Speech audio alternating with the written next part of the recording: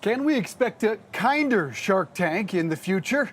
One of TV's longest running success stories returning for a 16th season, and for the first time in a decade, adding a new shark. Founder and chairman of Kind Snacks, Daniel Lubetzky, joins the Sharks October 18th, but first joins me here on Cheddar. Great to have you on, Daniel. Huge fan of the show, as we all are. Before we get into your role, how do you account for the continued success year after year of this show?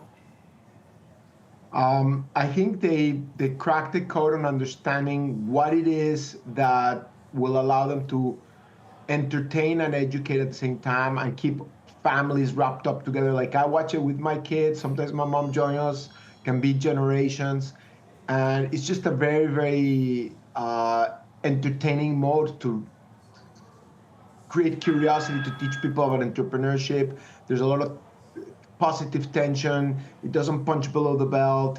It's very real. It's a real format. It's intellectually very stimulating even to me. It's challenging for me to keep up with the shark. It may be the one show that can be watched by my entire family, to your point. 3 kids, vastly different ages. Do you think the show, if at all, has changed entrepreneurship in this country? And if so, how? Without any doubt. I mean, it has been, millions have gone through and learned about entrepreneurship and the American spirit and the American enterprise system through Shark Tank. And, just like we grew up watching certain shows, this is the type of stuff that inspires people to start their own businesses, and we hear it all the time, and it's very energizing. Yeah, it's really a trend we're seeing across the country. Really, since COVID, Daniel, applications for new businesses have skyrocketed. Nearly 20 million have been added since 2020. And again, it's kind of that COVID time that was the marker. Why do you think that is? Times of disruption are both very unsettling, but also provide enormous opportunities. And so we're living through an age of extraordinary, accelerating disruption. And that means that for the bold, there will be incredible opportunities. You just need to think about where are there opportunities, where are the needs of the consumer not being met, and can you meet them differently or better? And there's so much technological innovation, so much change in our societies that the world we will inhabit 5 years from now will look very, very different from the one that we inhabit today. And that provides opportunities for entrepreneurs to make it a better world. It's a really exciting time. So as I mentioned, you're the first new shark in a decade, first ever Latino shark. Don't tell Mr. Wonderful, but many see Mark Cuban, who you are replacing, as the face of the show. How do you replace Cuban? What do you hope to bring to the tank? First of all, it's impossible to replace Mark Cuban. That guy is extraordinary, and I'm not replacing him. He is still with us for this season. And every one of the sharks is irreplaceable. They all have their own personality and their own brand and their own essence. And I often get asked about whether they are the same outside of the tank or inside the tank. What's magical about the tank is that it really does maintain the authenticity of who they are. Like, Mark is a force of nature and processing machine that looks before and ahead of others. But Lori is extraordinarily nurturing. Mr. Wonderful is extraordinarily frank. Damon is extraordinarily witty. Barbara is incisive. Robert is elegant. Everybody is, what you see is what you get, and they're all very real, and they're all add something magical to ensemble. Shark Tank is an ensemble production. It would never work if it was 1 or 2. Those 5 sharks, those panels, and the guest sharks that add so much voice and interest, they're what make it together. But honestly, you know what's the most important? The entrepreneurs that walk on that red carpet. Yeah. The entrepreneurs are far and away the magic glue that people they want to know about their inventions and their daring ideas and their stories, their backgrounds. It's all together. You mentioned all the qualities or attributes of the sharks. What about yours? I think you talked about in your intro about will it be kinder? I would think that what I bring together is kind, but in a differentiation between being kind and being nice. A lot of people confuse those two, but they couldn't be more different. Being nice, you can be polite and just be passive and just be quiet. To be kind, you have to have the strength of authenticity and honesty. And so I do always provide incisive feedback, in a kind way. And I think that's what I do probably a little bit different and better than others, which is that I've over decades learned to never pull back any punches, always say the truth, always be earnest, but do it in a way that's constructive and that helps our entrepreneurs and our community. And you said in the past being a good leader really comes down to two words. What are they and why? Well, I don't know which one you're looking for, but I can give you 20. But integrity, introspection come to mind. Integrity means just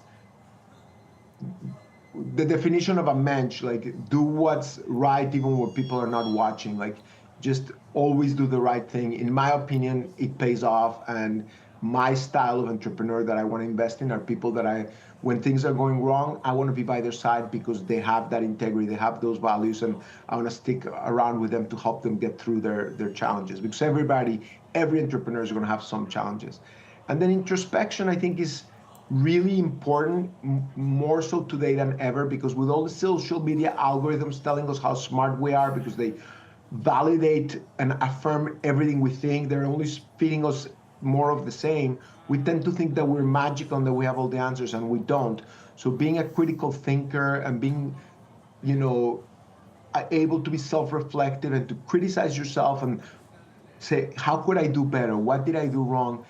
For me, it's a sign of growth. That's one of the most important markers. Love that. So risk-taking is also something you clearly believe in based upon making a huge bet on yourself. You bought out some early investors in kind. You took out $200 million in loans. You turned it into a $5 billion business. How should other entrepreneurs know when it's time to bet big on themselves? Well, best don't make the mistake earlier where I did the deal where I sold 40% of the company for 16 million or 37.5% of the company for 16 million. And I committed that I would sell kind 5 years later.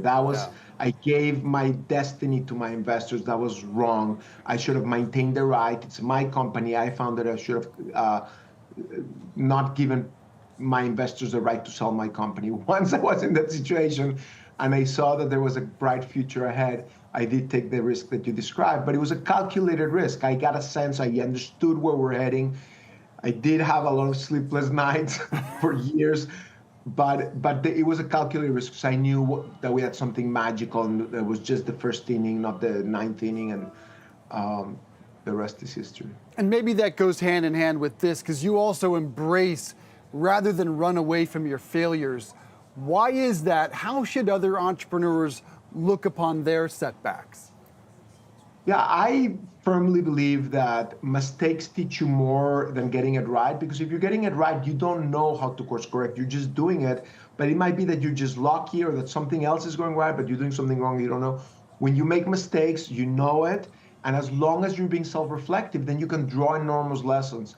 There's no question that the mistakes that I made in my first 10 years running a company called Peaceworks that brought together neighbors from conflict regions, I made so many mistakes, Dave, and those taught me how to do it right with kind, to keep up the kind promise, to be very, very consistent, to be obsessive about quality, to invest in your team, to elevate your team, to empower and give ownership to your team. A lot of things that we did right at Kind, it's because I really, really messed it up the prior 10 years, and then I drew the lessons from that. That's good stuff. Finally, Kind is not just a bar, a snack company. It's really a movement, and that's what you founded. But do you, as a proud immigrant, do you see kindness when you look at this country right now, when you look at our political divide, when you see how immigrants are being demonized? That's an incredible question. I think when I look at social media and cable news, I don't. It depresses me. But when I walk in the streets of Manhattan or Austin or Los Angeles, when I get on the plane and give a kind bar to people, and then they give me smiles and they treat me with love and warmth, I realize that there's a very, very big difference between the world that we all live in and the world that social media and cable news would like us to think we live in. And divisive politicians that are responding to incentives where a small number of people that are the most extremes are the only ones that vote in the primaries, and special interest in social media, cable news, and foreign intervention are trying to divide us. We just need to, this is a movement called Builders that's trying to help people recognize that we need to become problem solvers rather than troublemakers, and we need to unite our country to bring light, to build together, and to solve problems together. And people should learn about it at buildersmovement.org. Perhaps after Shark Tank, a presidential run, sir? Fortunately, I don't have that option because I was born in Mexico, so I don't have to burden you with ever thinking about that. Our thanks to Daniel Lubetzky. Can't wait for season 16 of Shark Tank. Also, thanks again for keeping me full of protein every morning. Really appreciate you coming on, Cheddar. Thank you, sir. Thank you, Dave.